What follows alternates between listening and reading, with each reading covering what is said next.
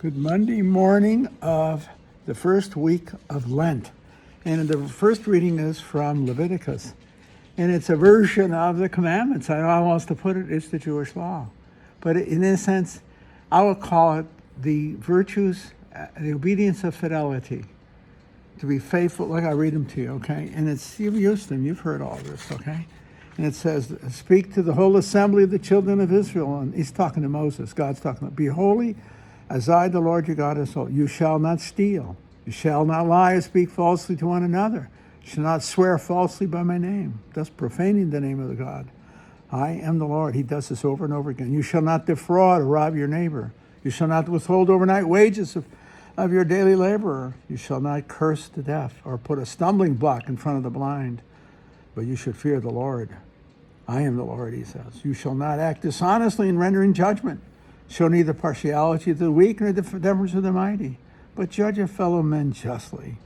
You shall not go out spreading slander among your kin, nor shall you stand by idly when your neighbor's life's at stake.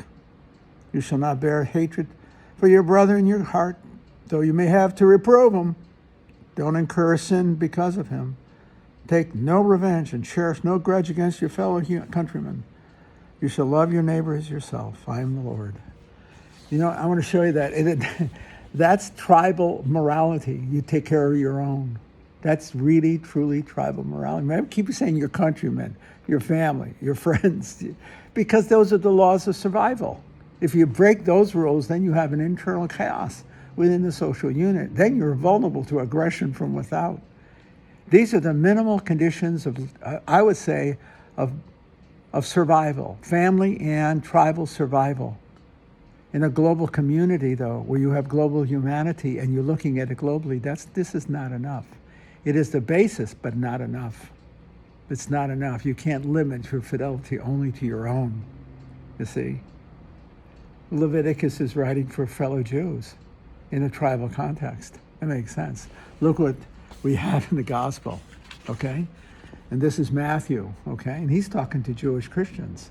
There's a transformative element. He's not denying that. He transcends it. He says, when the Son of Man comes in his glory and all the angels with him, he'll sit upon his glorious throne, and all the nations will be assembled before him. Not the local, not the tribe, not your family, all the nations. And he will separate them one from another, as a shepherd separates the sheep from the goats. He'll place the sheep on his right, the goats on his left. Then the king will say to those on his right, come, you are blessed by my Father. Inherit the kingdom prepared for you from the foundation of the world.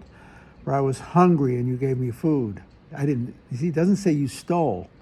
He said, I was hungry and you gave me food. I was thirsty, you gave me drink. I was a stranger and you welcomed me. Naked and you clothed me. Ill and you cared for me. In prison and you visited me. See? Those are positive acts of virtue when you take care of the other. But remember, he's talking to the entire assembly of human beings, not the tribe. And it's not negative, it's completely positive. What do you say? Okay? And the righteous will answer and say to him, when do we see you hungry or feed you, thirsty or give you thanks? When do we see you stranger and welcome you, or naked and clothe you? When do we see you ill or in prison and visit you? The king said in reply, amen, I say to you, whatever you did for one of these least brothers of mine, you did it for me. Who are his brothers? Everyone. The human family, you see. And he'll say to those on his left, depart from me, you accursed, into the eternal fire prepared for the devil and his angels. I was hungry, and you gave me no food. I was thirsty, and you gave me no drink. A stranger, and you gave me no welcome. Naked, and you gave me no clothing. Ill and in prison, and you didn't visit me. Then they will say, well, Lord, when did we see you hungry, or thirsty, stranger, naked, or ill, or in prison? Minister and not minister to your needs. He said, amen, I say to you, what you didn't do for me, when you did not do for me, for one of these least ones, I'm sorry, I messed that up. You did not, let me try it again. He will answer to them, amen, I say to you, what you did not do for one of these least ones, you did not do for me. And he casts them off, you see.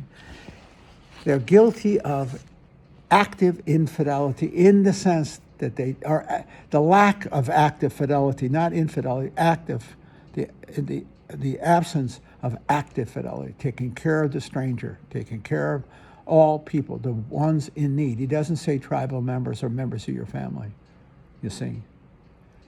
In a sense, he transcends Leviticus. Leviticus says, keep your nose clean, play by the rules. Take care of your own and don't do violence to each other. Christ transforms that, and he says to the entire global community, you have to be caregiver to everyone, active caregiver to everyone. That's a very different story. I think of the difference between fidelity, passive fidelity, and active fidelity. It was a homily this morning. I took a shot at it. And at Mass at St. Mark's. Passive fidelity, I would say you observe all the commandments, just what Leviticus says. You keep your nose clean, your mouth shut, okay? But what did you do actively to promote the good? What difference did you make positively, enriching the lives of the people that Providence has put in your path, whether globally or personally? What difference did you make, you see? Where active fidelity is, the other person comes first. You take care of their needs before you ever look at yours. You love them and you care for them. I take that very seriously.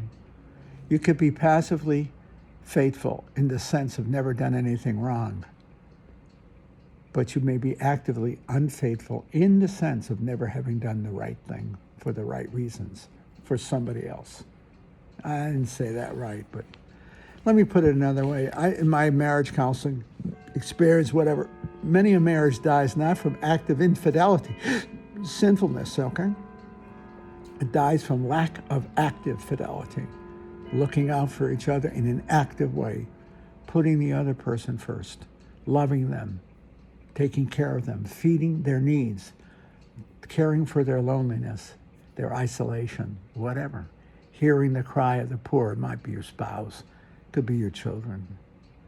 And I think of my pastoral life of over 50 years. I see the greatest danger to human holiness and flourishing is the absence of active fidelity, taking care of the other, but rather keeping your nose clean, just keeping passively good by doing nothing great. Nothing, you kept your nose clean. That's the expression we used in the city. And the kids growing up, you kept your nose clean. It means you didn't get in any trouble.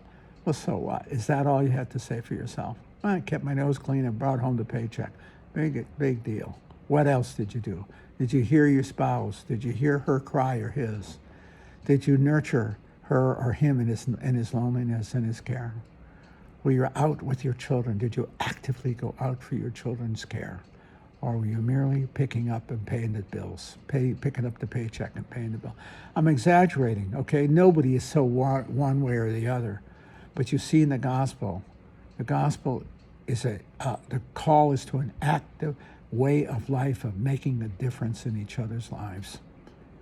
I think of Plato. When Plato was asked in the Sophist, what is it to exist? He says, to make a difference and have a difference made. I would hate to think that the testimony at the end of one's life, and I'm thinking of my own, is that he made no difference. He was a good guy, kept his nose clean, but so what? I think the so what is the horrifying condemnation. So what? Rather than saying he made a difference in our lives. He made a difference.